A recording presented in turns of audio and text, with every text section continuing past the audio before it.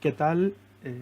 Me presento, soy Juan Manuel Sánchez, soy médico especialista en cuidados intensivos y en tratamiento del dolor. Y vamos a hablar hoy sobre evaluación del paciente con dolor.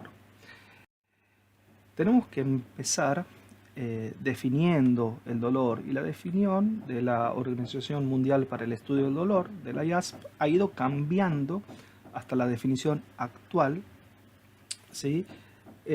Como una experiencia sensorial y emocional displacentera. El dolor es siempre displacentero, asociado o parecida, ¿sí?, con un daño real o potencial de los tejidos. Es decir, puede o no haber daño. A esta definición se le agregan, ¿sí?, 6 anotaciones complementarias. Primero, el dolor es una experiencia personal. Cada persona lo padece de forma diferente. Y esto está influenciado por los factores biológicos, psicológicos y sociales del individuo. Segundo, el dolor y la nocicepción son fenómenos diferentes. La nocicepción es la activación de un receptor doloroso. El dolor es el padecimiento del paciente. Puede haber dolor sin nocicepción. Como dice la definición, el daño puede ser real o potencial. El dolor no puede inferirse únicamente a través de la actividad de las neuronas sensoriales. Es decir, yo puedo hacerle un escaneo de resonancia funcional a mi paciente y ver la actividad de la corteza somatosensitiva, pero en base a eso no puedo decir si el paciente le duele o no, porque el dolor es una experiencia subjetiva y emocional. A través de la experiencia de la vida del paciente se aprende a cómo reaccionar y cómo vivir el dolor. Y cualquier manifestación de una persona que afirme tener dolor debe ser respetada. Y aunque el dolor está generado como función adaptativa, puede tener efectos adversos que alteren las actividades de la vida diaria, el bienestar y el funcionamiento social y psicológico de los pacientes.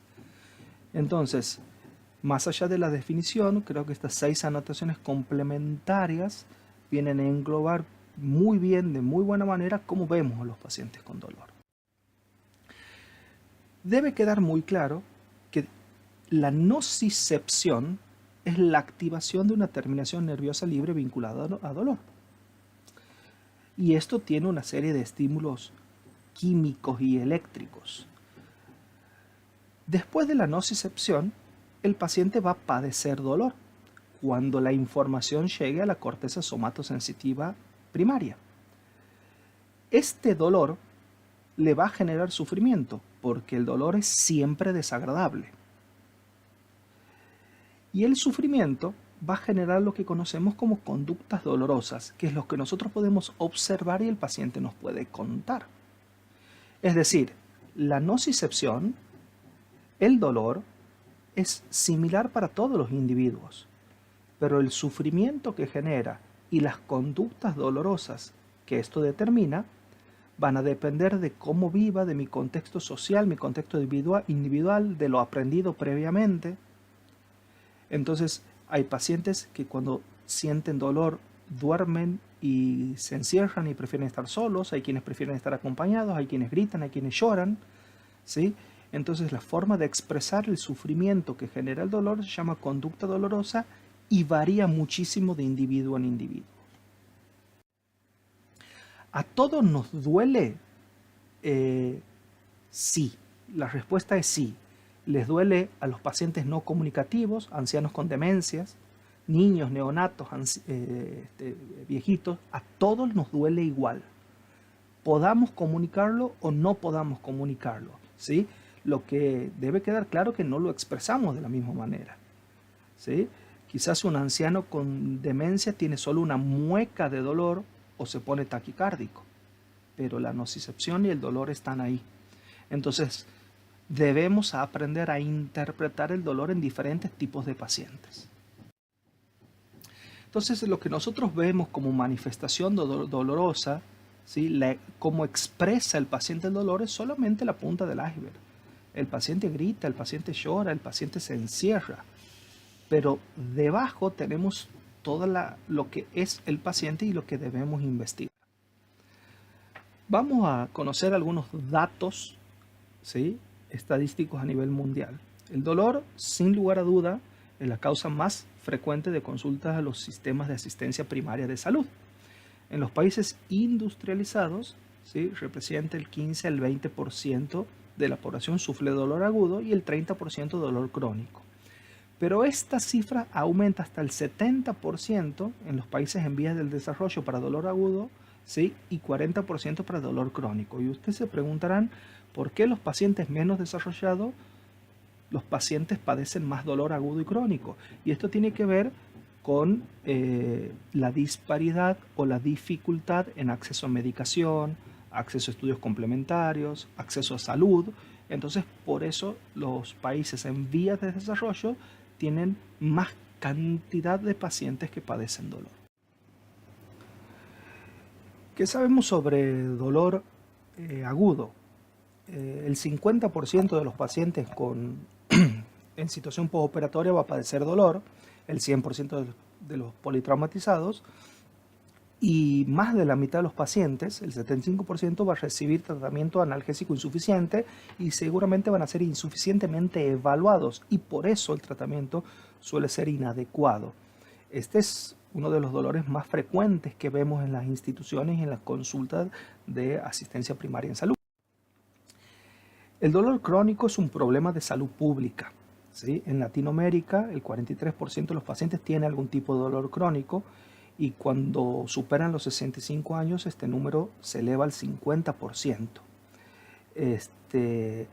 Aproximadamente, ¿sí?, pese a haber hecho diagnóstico y haber estado tratado, hasta el 80% de los pacientes con dolor crónico no están conformes con el tratamiento que reciben o consideran que no es suficiente. Vamos a ver ahora un poco sobre evaluación del paciente con dolor. Tener en cuenta que el dolor es un fenómeno comunicacional, lo padecen los pacientes y nosotros debemos evaluarlo. No hay otra forma de evaluar el dolor que no sea comunicándonos con nuestros pacientes, observándolo y revisándolo. El interrogatorio aquí es fundamental, pero un interrogatorio minucioso y preciso. Cómo se llama, cómo le dicen, qué edad, trabajo, hobbies, si tiene antecedentes psiquiátricos, trabajos previos, barreras arquitectónicas que nos impidan un correcto tratamiento, dónde vive, qué accesibilidad tiene el sistema de salud, niveles de ingreso por el costo del tratamiento, ¿sí?, cómo está su catarsis, su visión, si le voy a dar fármacos potencialmente con efectos adversos, cómo ve y cómo escucha, cómo se los puede administrar, tiene adicciones, alcoholismo, duerme bien, tiene trastornos de ansiedad. Bueno, el interrogatorio debe ser muy minucioso. Nosotros tenemos que ver al paciente el día de hoy, pero interpretarlo a lo largo de su vida. Es decir, el paciente pueden haberle hecho diagnóstico de hipertensión, de neumonía, de infecciones del tracto urinario, de hiperglucemia, de muchas cosas, ¿sí?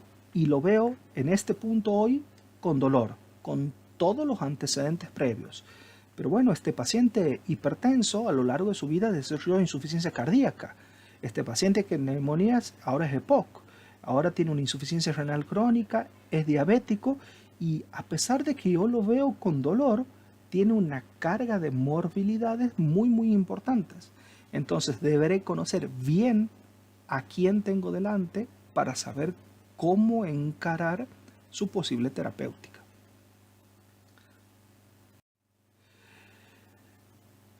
Saber a quién tenemos enfrente nos permite ver o apreciar la ventana terapéutica que tenemos.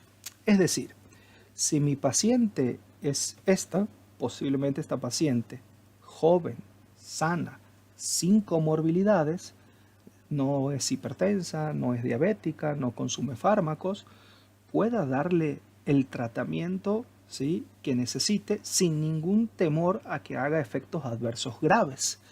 Tengo una amplia ventana terapéutica, ¿sí?, donde los fármacos probablemente no representen una dificultad. Lamentablemente, la mayoría de nuestros pacientes es así. Entonces, esta señora no solamente ya consume múltiples fármacos, porque es hipertensa, porque es diabética, porque tiene insuficiencia renal, porque tiene una demencia y tiene olvidos, no ve bien, y yo tengo que sumarle más fármacos a todo esto que le pasa. En esta señora, nuestra ventana terapéutica se achica porque la posibilidad de efectos adversos y de complicaciones es muy alta. Entonces, con el concepto de ventana terapéutica y conociendo quién o a quién tenemos al frente, es como vamos a tomar decisiones. Cuando hablamos de dolor, siempre hablamos de dolor total, físico, psíquico, espiritual, social, ¿sí?, en la acepción más completa de dolor. El dolor lleva al aislamiento social, lleva a la pérdida de trabajo, lleva a complicaciones económicas, ¿sí? Los pacientes se empiezan a preguntar cuestiones existenciales, si vale la pena vivir con dolor cuando es crónico. Lleva a la depresión, al miedo. El miedo, ¿sí?, previo o a padecer dolor. Entonces, no pensemos en dolor solamente como un fenómeno del cuerpo o un fenómeno físico. Veamos el dolor de la forma más completa posible. Siempre en la valoración terapéutica, la medicación actual, la medicación que consume y la medicación oculta, ¿sí? Cuando uno le pregunta a un anciano qué toma, seguramente las benzodiazepinas ni las nombra porque las toma hace 15 años y quizás ya no las considera un fármaco, si hay consumo de cannabis o de alcohol. Entonces es muy útil pedirle que traigan todo lo que tenga en la mesita de luz y a partir de ahí ver. Es muy común la superposición de fármacos, ¿sí? Un médico le dio una benzodiazepina, otro médico le dio otra benzodiazepina y ahora este señor toma 2 benzodiazepinas sin saberlo. En todo paciente, buscar banderas rojas. Las banderas rojas son las que nos alertan sobre posibles efectos adversos o posibles enfermedades malignas. Entonces, esto tiene que desencadenar un estudio más intenso. Si hay signos neurológicos que antes no había, si hay fiebre, eritrosedimentación elevada, o el dolor es nocturno o empeora en reposo, hay que pensar en compromiso óseo, en metástasis, si hay compromiso vascular, si el dolor era siempre igual y ahora cambió, si hay ideación de muerte o suicida, ¿sí?, o cambios en la conducta. Todo esto nos tiene que alertar, ¿sí?, y eventualmente pedir ayuda al especialista que corresponda. Los dos tipos de dolor diferenciados en agudo y crónico son muy diferentes y al examen, a la evaluación, se encaran de forma diferente. El dolor agudo es un síntoma que busca protegernos y habitualmente hay una razón clara que lo genera. Me operaron, ¿sí?, me duele la cicatriz quirúrgica y eso evita que me mueva. Y mi reacción básicamente es de ansiedad porque me duele, e intento quedarme quieto y me quejo cada vez que me muevo. El dolor crónico es más una enfermedad en sí misma, no es solamente un síntoma.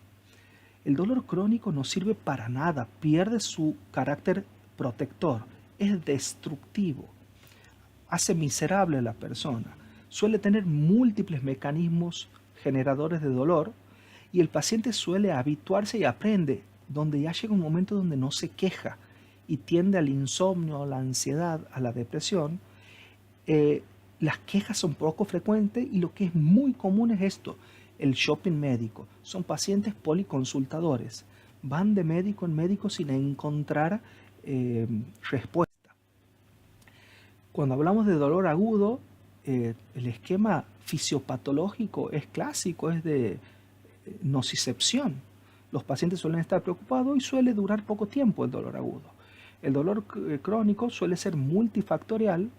Los pacientes suelen estar desesperados y desvalidos y suele durar más de 6 meses. Con el concepto de tiempo hay que tener cuidado. Hoy preferimos decir que el dolor agudo, que es el dolor normal y fisiológico, es aquel que soluciona cuando la lesión que lo generó se termina, y el dolor crónico es dolor patológico y es aquel que, a pesar que la situación que lo generó ya no está, el dolor persiste. Entonces no hay que ser tan tajante con esto de entre 3 y 6 meses.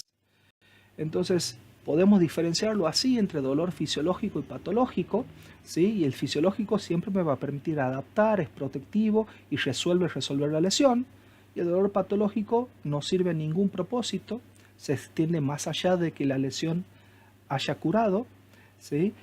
O el nivel de lesión no justifica el nivel de dolor, ¿sí? Y este dolor persiste en el tiempo y no tiene ningún efecto protector. Se ha planteado durante mucho tiempo que el dolor sea el quinto signo vital. Y esto es muy interesante. Para ponerlo dentro de las historias clínicas creo que es muy necesario, porque como vimos es muy frecuente, muy prevalente que los pacientes en internación o en el consultorio tengan algún tipo de dolor. Entonces esto es muy interesante. A pesar de esto, el dolor no puede ser medido por parámetros químicos, bioquímicos, por imágenes. Lo que podemos hacer es que nuestros pacientes nos lo cuenten. O sea, los parámetros vitales clásicos son objetivos: presión arterial, frecuencia cardíaca, frecuencia respiratoria, temperatura. Podemos medirlos instrumentalmente. El dolor no, simplemente podemos comunicarlo. A pesar de esto, parece muy interesante incluirlo sistemáticamente como parte de los signos vitales. Entonces, estamos frente a un problema: ¿qué evaluar? ¿Cómo evaluar? ¿Cuándo evaluar los diferentes tipos de dolor? Entonces, ¿sí? ¿Cuáles son los errores que cometemos en forma frecuente cuando vamos a evaluar a un paciente con dolor? Primero, no creerle al paciente, por lo que fuese, porque es un policonsultador, porque es un paciente con antecedentes de adicción, o no valorarlo en forma permanente, ¿sí? La valoración es cada vez que el paciente consulta. Perder de vista las poblaciones especiales, por ejemplo, pacientes no comunicativos, ancianos, con demencias, pacientes con ACV. Concentrarse solo en el manejo del dolor y olvidarse lo que el dolor le genera al paciente, por ejemplo, interferencia en su vida diaria, ¿sí? No investigar por qué le duele, ¿sí? O ignorar o subutilizar los métodos no farmacológicos. Entonces, evitemos esto que es muy frecuente. Me pareció interesante mostrarle este estudio que, si bien tiene sus años ya, se publicó en la revista Pain en el 2008, se llama Estudio Impact, y lo que intenta es identificar qué es importante para los pacientes con dolor. Se tomó un grupo muy grande de pacientes con dolor crónico y se les preguntó a estos pacientes qué era importante para ellos, qué deseaban, qué querrían. La respuesta al principio parecía muy lógica. Un paciente con dolor crónico lo que quiere es que el dolor ceda.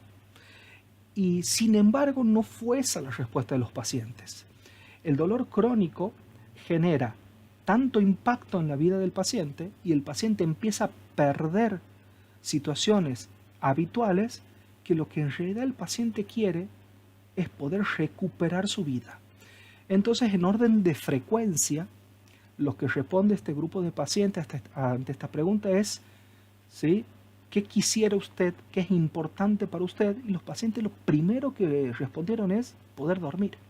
Imaginen ustedes el impacto que tiene el dolor en el sueño, ¿sí?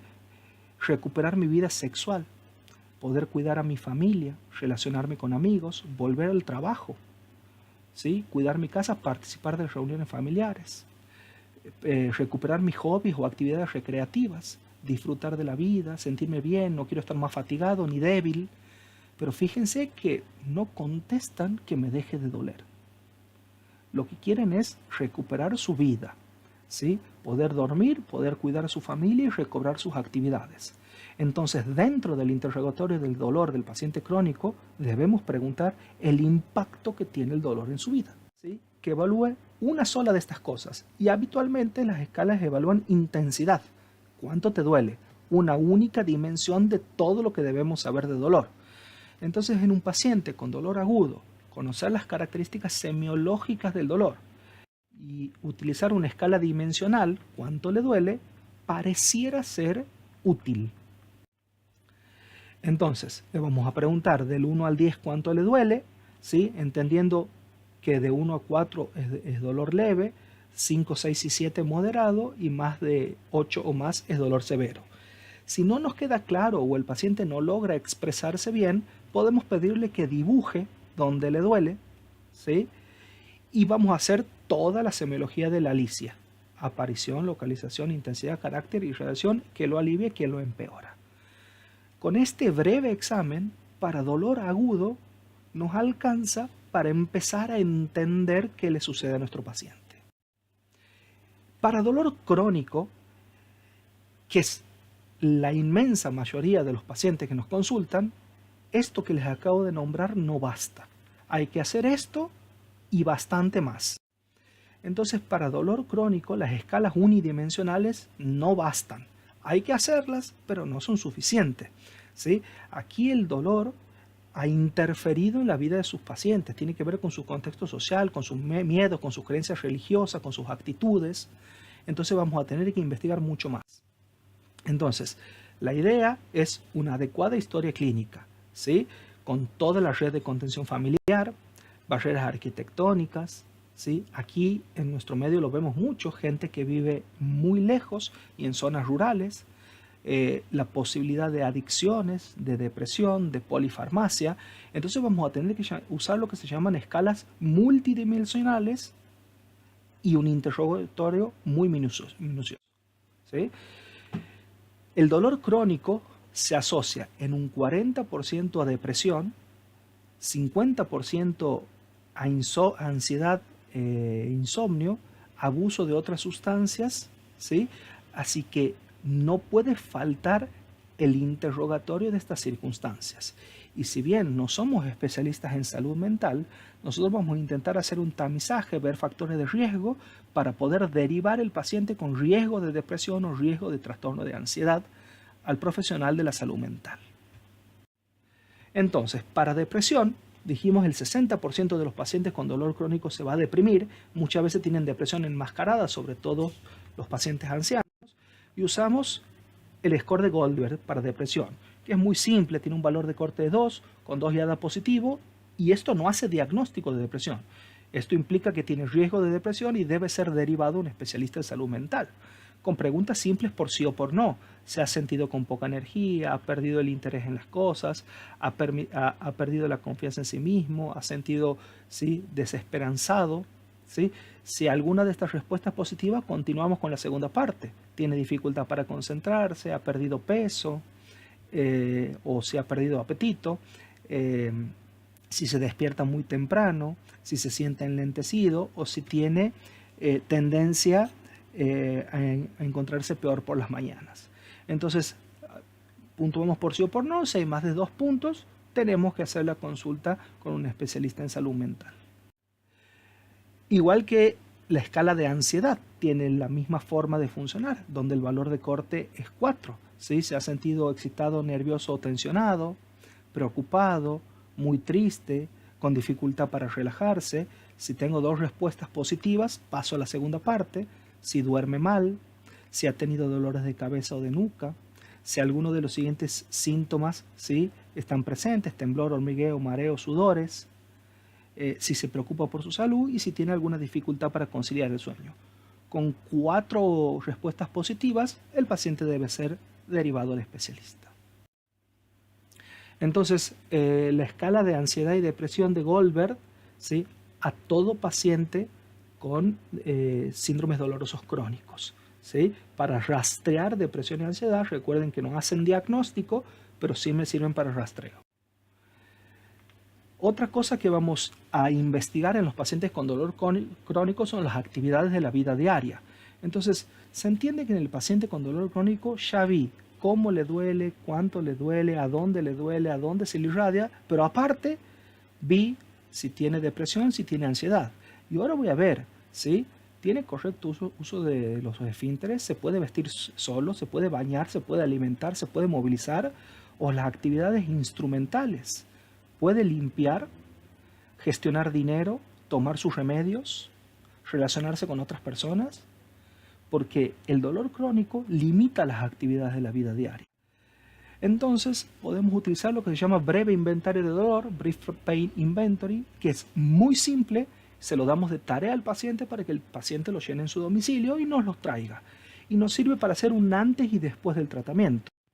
Entonces podemos preguntarle, pedirle que le asigne un puntaje, ¿sí?, al número que mejor describe el peor dolor de las últimas 24 horas, ¿sí?, o que describe el menor dolor de las últimas 24 horas, o el dolor promedio de las últimas 24 horas, ¿sí?, o el dolor que siente actualmente.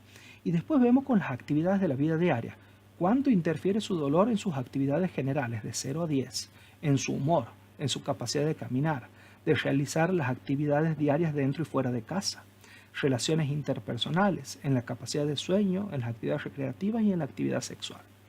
Entonces vamos a ver cuánta interferencia hay en términos de actividades de la vida diaria, podemos instaurar en tratamiento y comparar posteriormente. Las escalas unidimensionales, como les dije previamente, muy útiles en dolor agudo y en dolor crónico las usamos, solo que no pueden ser el único instrumento usado en dolor crónico. Ya vimos que usamos el breve inventario de dolor, rastramos depresión, rastramos ansiedad, hacemos un interrogatorio muy minucioso. Y estas escalas unidimensionales que evalúan intensidad, les voy a nombrar algunas porque son simples de usar, ¿sí?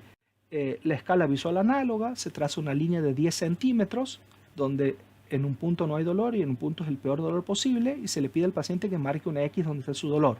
Se mide eso en centímetros y eso es lo que le duele, 6, 7, 5, 4. ¿Sí? La escala numérica es más fácil de usar, del 1 a 10 cuánto le duele, ¿sí? Y me sirve también para seguir comparando. La escala facial, ¿sí?, se usa mucho más en niños, se puede usar en adultos sin ningún tipo de problema, pero habitualmente se usa en niños. Incluso escalas faciales de diferentes formas, con caricaturas y hasta de diferentes etnias, ¿sí? Búsquenlas, hay muchísimas. La escala del termómetro engloba, ¿sí?, la escala numérica, la escala colorimétrica y la escala facial, así que se puede usar también sin. Y después tenemos los cuestionarios multidimensionales. Aquí vamos a encarar el dolor desde muchas dimensiones y no solamente desde el punto de vista de intensidad. El cuestionario de McGill es muy útil, hay que saber utilizarlo, hay que tener tiempo para utilizarlo. Habitualmente se lo damos también de tarea a los pacientes para que lo hagan y después vamos comparando. Y evalúa 4 áreas, ¿sí?, sensorial, afectiva, evaluativa y miscelánica. A ver, miren qué interesante. El primer área que evalúa, lo que hace este señor es dar descriptores de dolor, ¿sí? Son más de 70 descriptores de dolor, donde el primer área es área sensorial, es cómo lo siente al dolor. Y miren los descriptores. El paciente tiene que señalar uno de cada casillero y el paciente puede decir, me aletea, me tiembla, me late, me palpita, ¿sí?, salta, destello, disparo, y está claro que un dolor tipo disparo, ¿sí?, es mucho más intenso que un dolor tipo salto, ¿sí? Me pincha, me perfora, me taladra, me apuñala, a esto le va dando puntajes, ¿sí? Caliente, quema, hierve, es abrasador, hormigueo, picor, escozor, aguijoneo, ¿sí? Es sensible, tirante, áspero o me raja. Bueno, todo esto es área sensorial, ¿sí?, los casilleros del 1 al 10. Después viene el área afectiva, y esto tiene que ver cómo se siente el paciente, ¿sí?, en términos de dolor afectivamente. Y el dolor puede ser cansador, agotador, sofocador, cegador, desdichado, castigador, abrumador, cruel, rabioso, mortificante. A todo esto también le vamos a asignar un puntaje, ¿sí?, del 1 al 5 en este casillero, por ejemplo, ¿sí? El 16 es el área evaluativa, ¿sí?, molesto, preocupante, intenso, insoportable. Y las misceláneas van del 17 al 20, difuso, punzante, agónico, terrible. Entonces, uno puede ver que si el paciente tiene mucho puntaje en área sensorial, hay mucha nocicepción, pero si tiene mucho puntaje en área afectiva, hay mucho sufrimiento, ¿sí? Entonces es bastante útil este cuestionario, pero bueno, no es para cualquier paciente, el paciente tiene que estar dispuesto a colaborar. Entonces le vamos a asignar los puntajes en cada uno de de los casilleros, vamos a ver el total, ¿sí? No se olviden siempre de buscar en el examen físico signos de inflamación, pérdida de función, palpar y percutir órganos y tener bien claro hacia dónde vamos con los diferentes tipos de dolor. ¿Qué queremos? Porque en un paciente joven, ¿sí?, seguramente vamos a querer tratarlo para que este paciente vuelva rápidamente a su trabajo. Pero en un paciente anciano, probablemente vamos a querer aliviarlo, mantener su autonomía, mantener la funcionalidad en su vida, ¿sí?, y mejorar su calidad de vida. Entonces, siempre tener claro cuál es nuestro objetivo y si se trata de un dolor agudo o de un dolor crónico, que como ven, tienen formas de encarar su evaluación diferente. Entonces, la evaluación es complicada, sobre todo en pacientes con dolor crónico. Las escalas de una dimensión son útiles, pero no sirven, sobre todo en dolor crónico. En el agudo son útiles, en el crónico son insuficientes. La evaluación lleva tiempo, pero se puede hacer adecuadamente con práctica. Siempre evaluar interferencias en los aspectos de la vida del paciente, fundamentalmente en pacientes con dolor crónico, ¿sí? Evaluar el entorno social, familiar y espiritual del paciente. Evaluar siempre depresión y ansiedad, ¿sí? El dibujo a veces nos es muy útil cuando el paciente no es claro. Y si bien la evaluación es larga y complicada, la evaluación en sí misma tiene un efecto analgésico. El paciente siente que le dieron importancia, siente que lo contuvieron, ¿sí? Se siente atendido. Entonces, para terminar, les voy a mostrar un breve caso clínico y cómo sería una evaluación completa. Este es un paciente de 45 años, sin antecedentes patológicos, una persona joven, consulta por dolor lumbar, de irradiación L3, L4, de 8 meses de evolución, o sea, tiene un dolor lumbar crónico, ¿sí? Y tiene múltiples consultas a diferentes especialistas y no mejoró el dolor. Entonces intento hacer, ¿sí?, la anamnesis de la forma más prolija posible, ¿sí? Y dice, bueno, apareció hace 8 meses en forma espontánea, el dolor es lumbar derecho con irradiación L3, L4, en reposo le duele 8 sobre 10, escala unidimensional, con el movimiento le duele 10 sobre 10, es lancinante, ¿sí?, como si lo atravesaran, se basa en la región posterior del muslo, eso es irradiación L3, y no alivia con nada. Entonces conozco un poco las características del dolor. Le digo, bueno, a ver, márcame el número que exprese cuánto te duele. 8 cuando estoy quietito, 10 cuando me muevo, ¿sí? La verdad que la carita que me representa es esta. Entonces, ¿cuánto interfiere el dolor en tu vida? Y bueno, lo que me duele estas últimas 24 horas, 10. El menor dolor que tuve hoy fue 8 y el promedio fue 8. Ahora, no me deja hacer mis actividades generales, 9. Estoy de mal humor, 8. No puedo caminar, 8. No puedo realizar mis actividades de la vida diaria. Perdí las relaciones personales, no duermo. Totalmente, mi actividad deportiva, nada, ¿sí? Y la vida sexual se acabó. Entonces, hay una gran interferencia de esta persona, ¿sí?, en términos de sus actividades, su vida diaria, con un dolor que lleva 8 meses y es un dolor lumbar, no es un dolor por una enfermedad maligna. Cuando le vemos el score de McGill, vemos que siente que lo golpea, le disparan, es lancinante, es lacerante, me acalambra, me arranca, me hierve, aguijonea, sofoca, agota, es insoportable, es desdichado y cruel, espantoso. O sea que la verdad es que está sufriendo este señor. Lo tratamos con pregabalina, amitriptilina, metadona y les damos fisioterapia con el kinesiólogo que haga 10 sesiones de TENS. El paciente vuelve al cabo de 3 meses y nos dice, no mejoré nada. Me sigue doliendo igual, quiero otro remedio. Y a veces son imperativos, ¿sí? Vienen enojados, ¿sí?, porque sienten esta falta de mejoría. Entonces, reinterrogamos, que es lo que tenemos que hacer, ¿sí? Reevaluar nuevamente. Y empezó hace 8 meses, es lumbar derecho, pero ahora le duele 5 en 10, y antes era 8. Ahora siente un hormigueo, ¿sí?, no se irradia, y mejora un poco cuando va al kinesiólogo. Entonces, uno aquí se confunde. Entra al consultorio diciendo que no mejoró nada, pero cuando empiezo a preguntar en forma más precisa, hay cambios. ¿Sí? Le digo, marca aquí cuánto te duele. 4 en este momento. 4 es un dolor leve, tolerable.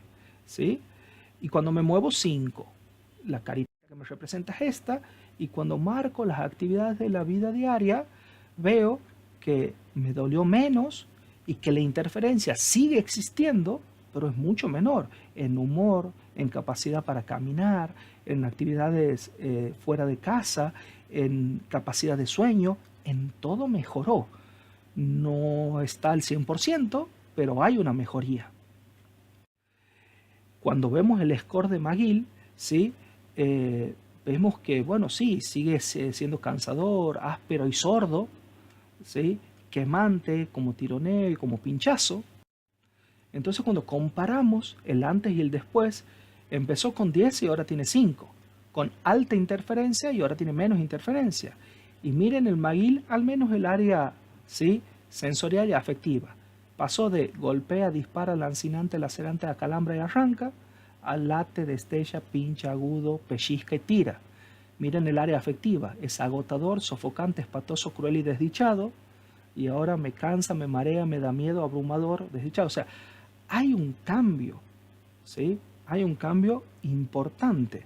Pero ¿por qué sigue diciendo este señor, no mejore nada? ¿Sí? No mejore nada. Eso se llama incapacidad de capitalizar el alivio. En los pacientes que han sufrido dolor durante mucho tiempo, aunque haya mejoría, el objetivo del paciente es dolor cero.